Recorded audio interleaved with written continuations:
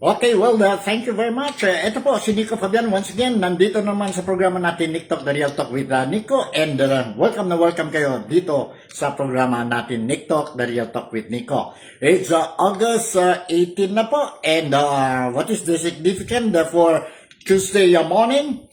Ito po is, I would like to inform you that matuloy, I don't know, I'm not yet sure, no?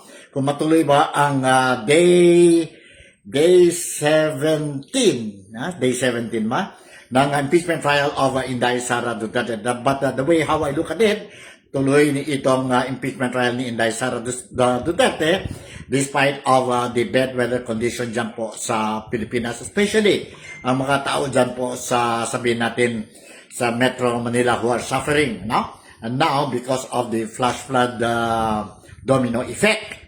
And Tuesday, sana I wanted to say better Tuesday sa atin, pero I don't think so po. I want to say better Tuesday dahil po malungkot na balita na narinig natin na tungkol what happened dyan po sa Zamboanga City, no? Breaking news lang ito po, no? Sa Zamboanga City this morning, medyo ang daming mga parents, they rush to the school to pick up their children. Dahil po, you know what happened? May shooting incident sa eskwelahan dyan po sa Zamboanga City. Anong eskwelahan po? And the school I'm referring to is Ateneo de Zamboanga. Ateneo de Zamboanga University. Dyan yun po located at Barangay Tumaga. And there was a reported shooting incident this morning. And based on the reports that I've been receiving from the local media from Zamboanga City, especially from I am monitoring ang live coverage ng media or e-media. It's a local station dyan po sa Zamboanga na mayroon po dalawang estudyante, may dalawang estudyante, grade 7 yun po, na nakita din tayo po na nandyan po sa hallway ng building ng eskwelahan. I don't know if patay na yon or hindi po, no? But they are laying down there and with firearms sa sabihin natin sa katawan nila po. I don't know whether these victims are the ones who indiscriminately fire the guns or may ibang tao po, no? May ibang tao. But this is exactly what is happening or dyan po ngayon sa Zamboanga City, Ateneo de Zamboanga. Ang mga police authorities, the local police authorities in the city immediately went to the school and now they are investigating ang insidente po. Likewise, nakita din natin po ang former congressman ng Zamboanga City, si Congressman Celso Lobregat, and he also went to the crime scene o dyan po sa eskwelahan. And of course, ang chief of police ng Zamboanga City and other local authorities. For your information, the mayor of Zamboanga City is out of station ngayon, no? Si Mayor Kimer Olaso, and nag-response agad po is ang chief of staff ng mayor, si chief of staff si Celso Lobregat, who was the former congressman of Zamboanga City. Dahil dyan po sa insidente, ang daming mga parents po, they crowd sa gate ng Ateneo de Zamboanga University po, dyan sa Tumaga, to to pick up ang mga estudyante or mga anak nila po. So may konting chaos dyan po, no? And let me share with you some footages po, no? And lumabas na ito po sa mga, sabihin natin, social media and sa grupo namin din po, no? Mga kaibigan, mayroon kaming class 77 and they are showing itong, sabihin natin, mga footages or some pictures what exactly happened dyan po sa Ateneo de Zamboanga this morning. For your information po, grade 7 yan po, dalawang estudyante, no? Baksak dyan po. And they're sa ano nila, sa near their bodies, yon po ang handguns. One is 45 caliber, revolver, or 45, and the other one is 9mm, no? 9mm po. So, hindi pa natin alam kung sino talaga yon na created the chaos or shot ang mga fire the guns dyan po sa eskwelahan, sa mga classroom po. But later on siguro, since I'm still monitoring ang situation, siguro we'll be able to know kung sino talaga po. Biktima ba yung dalawang estudyante? Grade 7. Grade 7, when we talk about grade 7, it is, how old is grade 7? That is equivalent to first year high school. So most likely mga 13 to 14 years old. And bakit may baril sa eskwelahan, no? Ng Ateneo de Zamboanga University? Ano nangyari po? We still don't know. But let's see what will mga latest updates na makukuha natin dyan po sa, sabihin natin, sa eskwelahan, no? As I monitor ang, sabihin natin, insidente dyan sa Zamboanga while waiting for the 10 o'clock impeachment trial of Inday Sara Duterte. Mayroon tayong dito video clip. I see if I can show you ang hold on po. Okay, sandali po. Let's see. I'm trying to get ang mga video clips, no? Na ang mga classmate natin dyan po sa Zamboanga, no? They shared sa grupo namin po. This is one a video clip po wherein the actual footage dyan po sa loob ng eskwelahan po sa classroom. Let's watch and listen to this. Hold on po. Sana I can share with you itong video clip.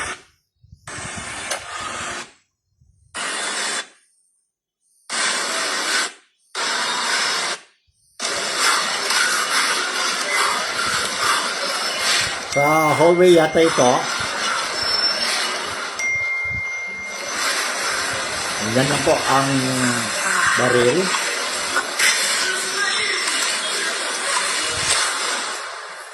Putok.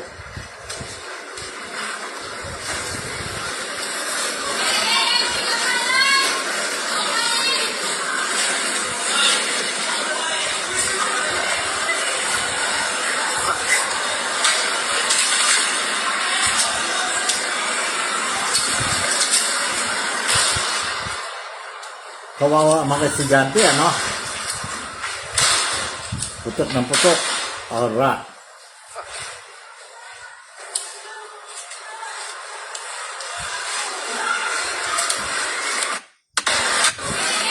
We really don't know kung estudyante ba yun nagputok ang baril or sino po. No? As of the moment, hindi pa natin alam. But the report I'm sharing with you now is may nangyari doon sa loob ng eskwelahan ng Ateneo de Zamboanga University po. And may putukan dyan po. And the report that we received is that may dalawang bodies laying down sa hallway and sa tabi ng katawan nila o sa body nila po, nakita natin po may baril, no? Isa is a 45 caliber revolver and the other one is a 9mm, 9mm. So, tingnan natin kung I can still share with you other footages na I received. Ito po, this is a picture.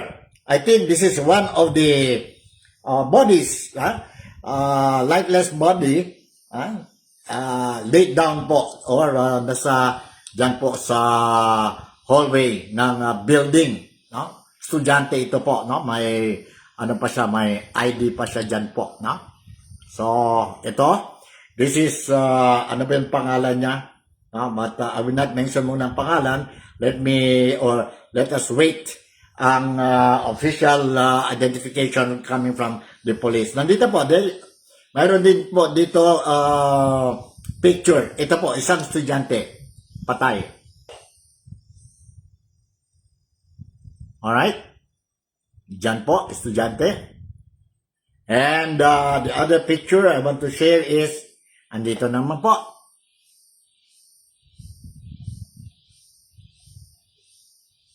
So, para nakita natin po, mga bata talaga ito po. I think 13 to 14 years old po. I don't know if these victims or itong retrato that I am showing you po, sila ba talaga nagputok ang mga baril or mayroon ibang tao po? We still don't know. But what only we heard is that, or reported is that may shooting incident dyan po sa Ateneo de Zamboanga University po, located in Zamboanga City, particularly dyan po sa Barangay Tumaga.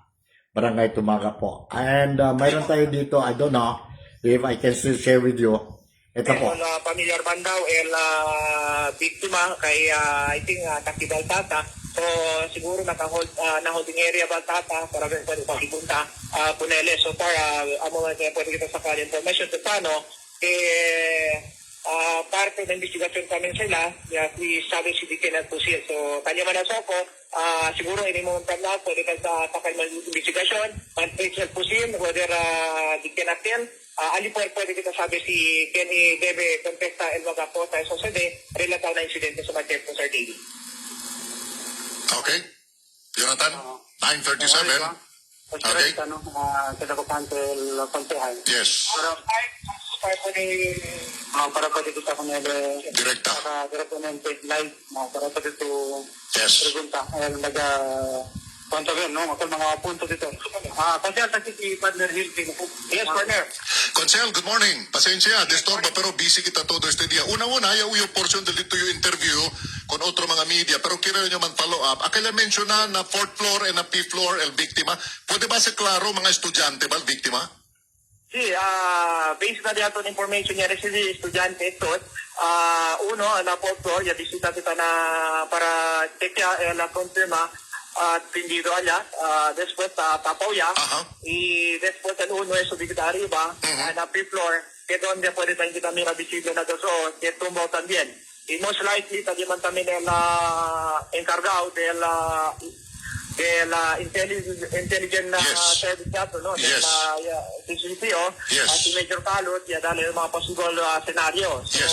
el last victim como taga to, como taga kita na triptor, amo el gunman, donde te estudia ahora, no? Kaya based na dito observation, el cabeza de estudio going para na el dus cabeza, tumba ele para na direction na bungabong, pero this is dos de la capsula, na pwede tamira going right side. So, ako sa lara, but tiene man mga CCTV camera right po, alam mo sa ara review también, para pwede nira el chat el proceso, donde pwede ka natin ayuda na investigasyon. Alright, el shooter na 5th floor, el un biktima, talya na 4th floor, tupaw ba el report ya po diliga ka na mo na kinay media kay ambos mga persona tendido na semento, igual tiene armas de fuego, Kapitan, Kapred? El uno, pwede kita mira, el armas el arriba lang. Okay. No hay kita pwede mira otro armas bajo. Pero el armas ya kita, ya pone sila na case largo para queda ele como long arm. ¿Tiene ba noticia? Yes, 9mm. ¿Tiene ba noticia llegar a investigación de ustedes o cosa contigo información de dale? ¿Kay tiene security guard también, el ya iriba o ya desgracia también, security guard? So far, no hay.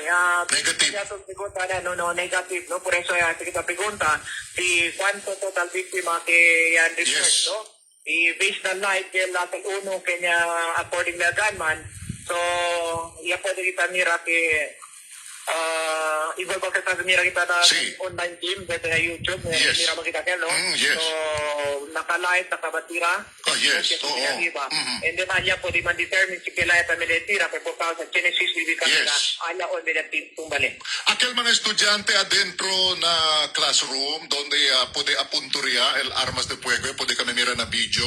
Aquel ba el suspect, ba o el víctima, el que tagaral armas de fuego kay allegedly igual man daw tiene armas de fuego. Pero aquel particular video que tapunturía el armas de fuego adentro con el mga estudyante, el video tadalimira, aquel ba el shooter que talla na 4th floor or na possible. I see. Based na dito na survey possible, yung usapo na yung armas, naka-live, tira, después subir arriba. Alright. El armas discover arriba también. And- Cosa pwede mira. Y por suerte, no hay otro mga estudyante adentro na room kung kanya tupa mga stray bullet. Yes, na-report yung pwede kita observa. Sige na klaro, kay tumira to, mga senaryo, Si.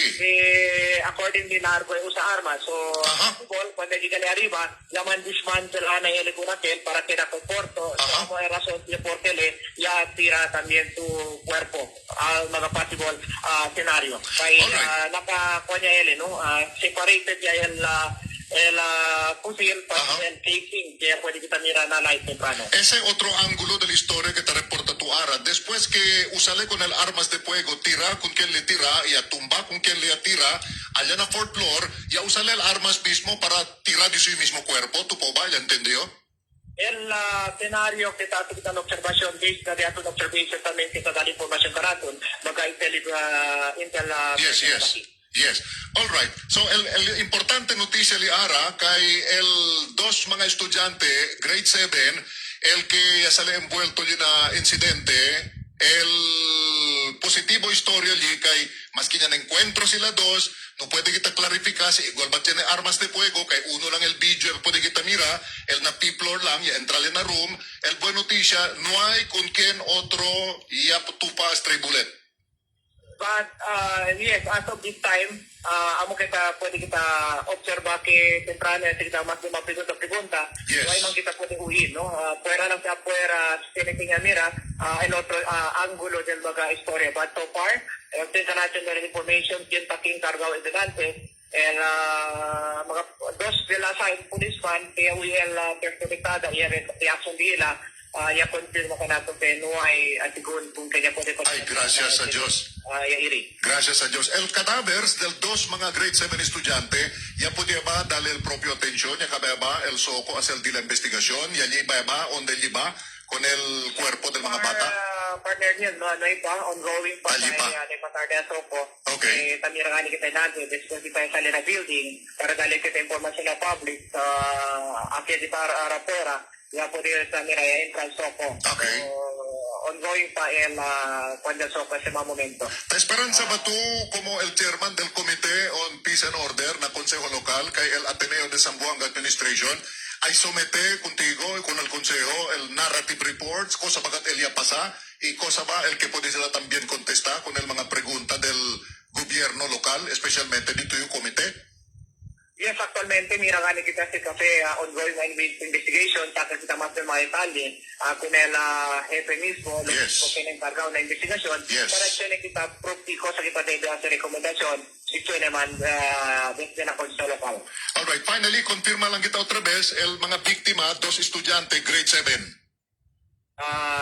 Hindi familiar na grade, but confirma kita, dos na estudyante, tumbaw sa mga tiempo, kitapaw yan.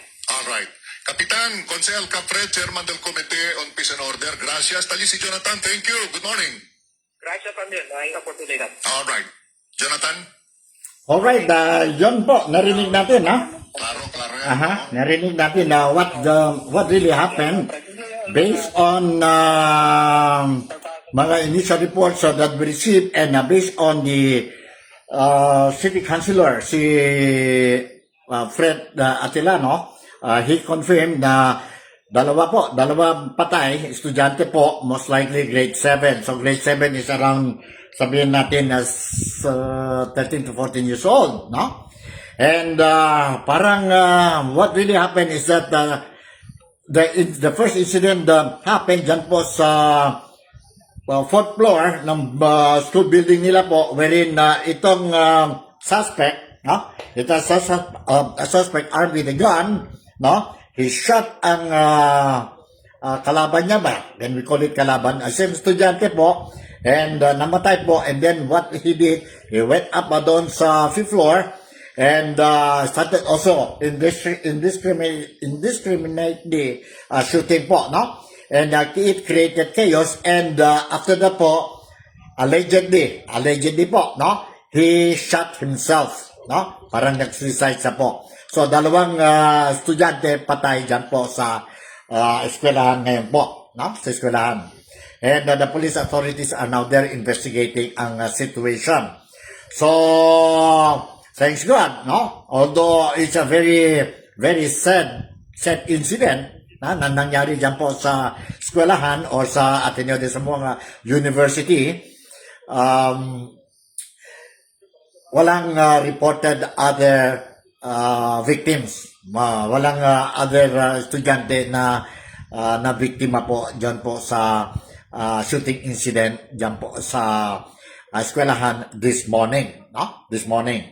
And yeah, I'm still monitoring ang mga reports. Let's listen. Gracias con el admin del Ateneo. Sí, so ito po yung niro. Kasi aron frente ko ng mga kondel sinagdakaw mo pa rin sa konti na. Sa taman apesal crime scene naman sa mga tiyan ko. So let's see, any updates, I'm going to make sure that kayo mga kaibigan ko, kababayan ko po, you will be properly informed po, no? In the meantime, hintayin natin ang kung matuloy ba itong impeachment trial ni Inday Sara Duterte. Mamaya alas 10 po, no? Yun po ang schedule. So far, parang wala pa tayong mga balita tungkol dyan po sa matuloy ba ang impeachment trial or hindi, no? And alright, tingnan natin po. So, yeah, we will wait until 10 o'clock kung matuloy ba ito o hindi. In the meantime, while waiting, of course, just want to remind you of what happened yesterday dyan po sa impeachment trial of Inday Sara Duterte, wherein we saw na mayroon ang direct examination coming from the prosecutor team, si Attorney Ligutan, sa witness, sa hostile witness po, presented by the prosecutor team, si Madam Gina Acosta. Madam Gina Acosta po. And one thing nice, I noticed po, no, para sa akin, this is my own opinion, what I saw yesterday po, no, kasi the beauty there, if you're telling the truth po, no, wala kang problema. Wala kang problema.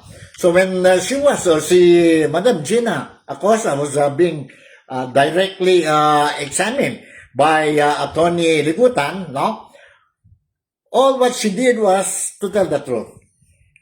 From the very beginning until the end. Ang statements niya, she made yesterday, and the statement she gave during the House during the Justice Committee dyan po sa House of Representatives a few months ago po, no? Parehas din po. That she released ang 125 million pesos sa confidential fund to La Chica, Colonel La Chica po, per the order or directive coming from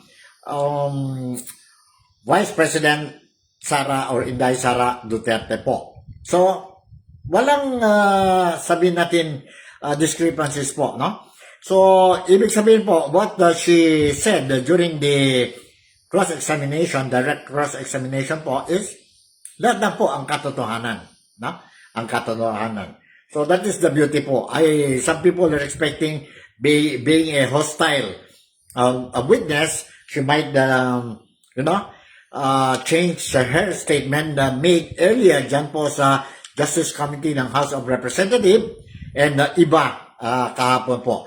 But the way we look at it, or the way how I observe, she was just telling the truth. Everything she said was, para sa akin po, parehas din po as what she said dyan po sa Justice Committee hearing sa House of Representatives months ago po.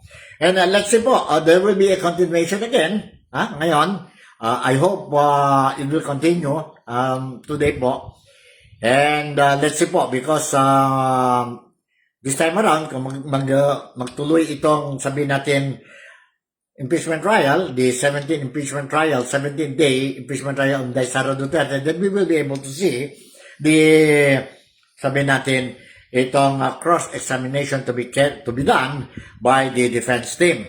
By the defense team. And sino po ang lawyer. It is si Attorney Dindon Backwell. Backwell po. Yung lawyer, lawyer po, counsel, and based on what I saw yesterday po, magaling din siya po. Magaling din siya po. And that makes me very, very eager to watch ang proceeding ng cross-examination ni Attorney Backwell. Backwell po. So, alright, let's still wait kung matuloy talaga ba ito o hindi. Anyway, the other topic that I want to touch with you or sa programa natin ngayon po habang naghintay tayo ang impeachment trial ni Inday Sara Duterte is tungkol naman po yon statement made by Congressman Benny Abante po, wherein again is calling Vice President Inday Sara Duterte to be present sa impeachment trial po proceedings. And I don't know, he's a lawyer also, he's a pastor, and he knows that si Inday Sara Duterte is not obliged, no? Hindi siya, si Inday Sara Duterte is not obliged to be physically present during the hearing. No less than ang presiding officer ng impeachment court, si Senator Judge Chis Escudero. He himself already repeatedly said that hindi obliged under the Constitution na si Inday Sara Duterte from day one hanggang ngayon po, all the proceedings, so she must be present. Tama na yan po, na nandun na ang lawyer ni Inday Sara Duterte. But again, si Congressman, sabihin natin Benny Abante, keep on harboring or repeating itong presence of Inday Sara Duterte. Wala na ba ibang news or ibang issue si Congressman Benny Abante para at least makalabas siya sa media, free publicity, wala na ba iba? Bakit balik-balik na yun po, no? Wherein klarong-klaro, even Inday Sara Duterte repeatedly said that in the event, kailangan na talaga siya po to be present during the impeachment trial po or any of the hearings po, then she is more than willing to appear po. So, klarong-klaro yun po. Bakit naman si Benny Abante keep on harboring or repeating itong request na po, no, for Inday Sara Duterte to attend the hearing? Grabe naman po, no? Klarong-klaro na yun po ang official announcement made by the presiding officer. And then si Congressman Abante also mentioned about this kailangan na po maglabas na si BP Sara kasi baha na daw po ang Pilipinas, baha na daw ang Manila po. What is there to do with Sara Duterte when it comes to ang flash flood dyan po sa Manila? No? Hindi naman siyang presidente. No? Hindi naman siyang presidente. And she's doing her part as vice president. She's extending help sa mga flood victims. Bakit kailangan pa ba si Congressman Benny Abante to call si Inday Sara Duterte kasi maglabas na daw si Inday Sara Duterte kasi baha na ang Manila? I think the best thing that Congressman Abante should call the president, si President Ferdinand Bongbong Marcos. Correct me if I'm wrong po, but this is my own opinion po, observation. I think what Congressman Abante should do or should call the president to really investigate bakit talaga po why we are experiencing itong flash flood, baha sa Manila. He has to really go down dyan po sa flood control projects, no? Because dahil dyan po sa greediness, selfishness of this congressmen, senators involved, government officials, secretaries, top government officials, no, sa gobyerno. Because of them po, because nagnakaw sila ng pera ng flood control project, which was designed to, sabihin natin, build itong infrastructure or flood control projects po, what they did is they stole it, put it inside their pocket, and left behind ang mga Filipinos po. And now, what is happening? We are suffering. So sana po, instead of calling si Vice President Inday Sara Duterte, sana naman po, he should call si President Ferdinand Bongbong Marcos po to speed up ang investigasyon ng flood control projects po and to make sure that kunin balik ang mga pera na wala tayo po and use that money to address ang mga problema natin po. Yung kagaya non-functional of pumping stations dyan po sa Maynila, no? Solve itong mga problema po. Para once the typhoon will come again sa bayan natin po, menos na po ang sufferings ng mga flood victims po, no? I don't think there's a point for Congressman Abante to keep on shouting na maglabas na daw sabihin natin, Inday Sara Duterte. Mr. Congressman, no? Mr. Congressman, I think dapat na po kasi ang dami ng pera na wala. No? Maletang-maleta po nag-deliver. I don't know kung nag-deliver ba sa'yo or sa ibang tao. No? But based on the information that we gathered, money were delivered. No? Dirty money were delivered sa mga congressmen, sa mga senador, sa mga top government officials.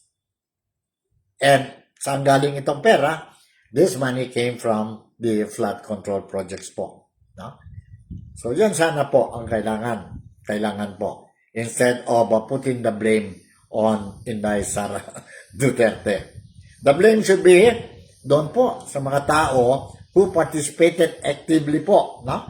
Sa flood control project scandal. Kaya kasi Saldico, kagaya ni Martin Romualdez, and kung totoo yan po, there was even allegations that even the name of President Ferdinand Bongbong Marcos Jr., including the First Lady, Lisa Araneta Marcos, also implicated, alleged, reported di lang yun po. Whether it is true or not, we still don't know po. But the problem is, wala na po ang resumption or mag-resume ba talaga ang Blue Ribbon Committee? Sa palagay ko po hindi na dahil si Blue Ribbon Committee Chairman na Erwin Tulfo already mentioned po that they will be investigating other cases po, and the flood control project investigation, he will leave it to the ombudsman to continue the investigation.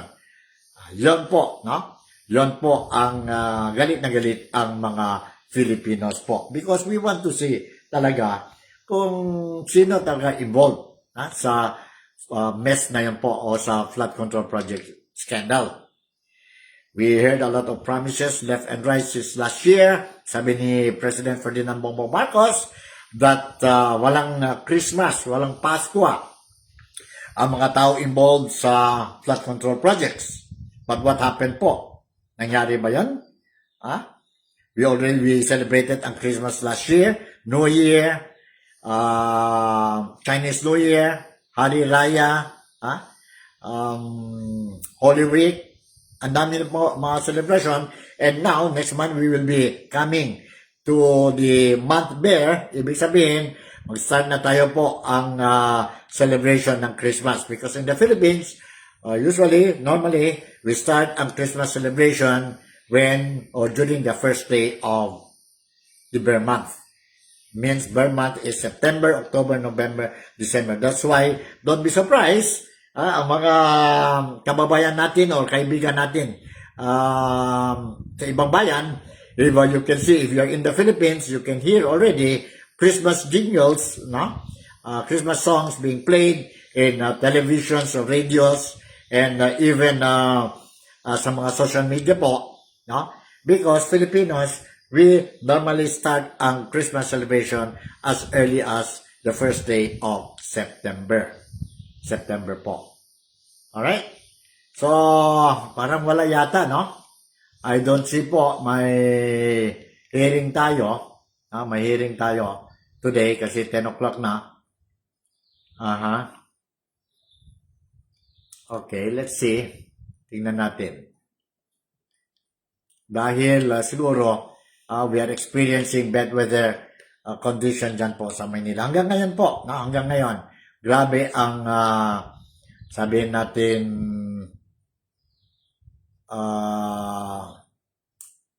flash flood sa Maynila. Flash flood sa Maynila. So, alright, I'm looking at the other live. Mayroon silang dito mga live streaming. Pero hindi naman ito po sa flood control project. Sa hearing. Hindi naman ito sa hearing. But anyway, sige lang po. Kung wala, the best thing that I can do is mag-monitor na lang tayo ulit. No? And kung sakali matuloy talaga ito po, then I'll make sure na kayo, mga kababayan, kaibigan ko po, dyan o dito po sa Nick Talk, The Real Talk with Nico, you will be properly informed. Properly informed po. So, parang wala yata po. No? Okay. Mayroon tayong dito press conference, but that was yesterday. Mayroon tayo, okay, i-confirm muna tayo po kung talaga may, ano ba ito? May hearing ba tayo ngayon? But now it's already 10 something. I don't think so po na tuloy ang hearing today. Okay? Alright. And i-check tayo ulit. One more time. Check tayo po.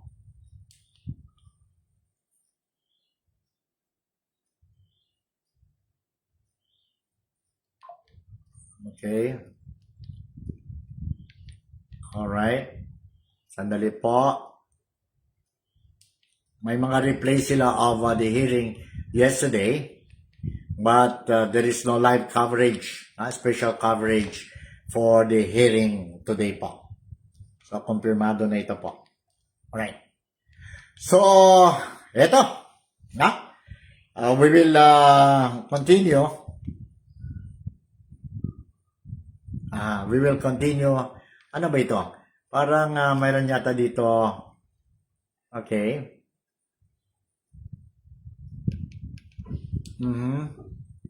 SMNI.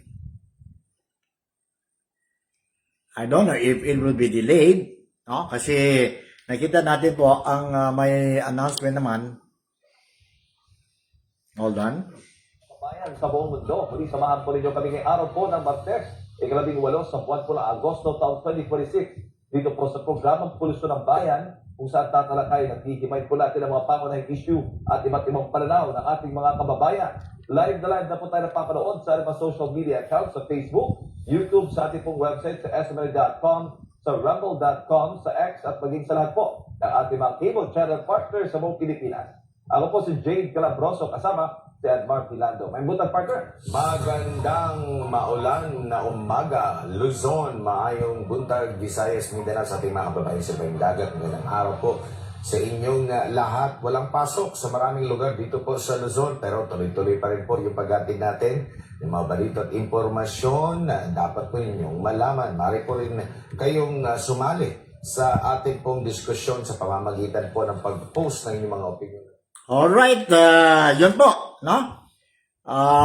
Masamang ang panahon pa rin dyan po sa Manila and walang pasok ang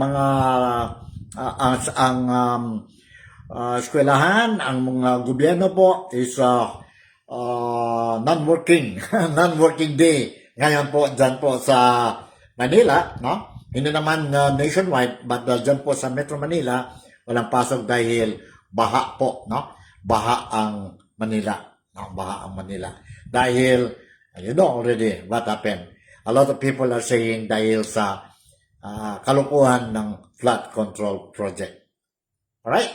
So, siguro hanggang dito na lang muna tayo. I will try to check other news para Singapore. And kung na-delay lang man ito ng impeachment trial of Inday Sara Duterte today, if they will do it later on po, then I'll make sure na kayo po, lahat ng mga followers natin dito sa Nick Talk, The Real Talk with Nico, you will be informed po. You will be informed. So in the meantime, hanggang dito na lang. Again, si Nico Fabian would like to say thank you very much for making me a part of your day today. Ingat tayo mga kababayan, kaibigan at kapatid natin dyan po sa Manila, especially doon yon mga still suffering or experiencing flash flood po. Ingat lang tayo po. Make sure that we monitor ang mga activities ng mga bata. Take extra or give extra attention sa mga elderly natin po. And yon mga may sakit. May sakit po. So with this, Nico Fabian would like to say thank you very much for making me a part of your day today. Salamat! Don't play. Bye!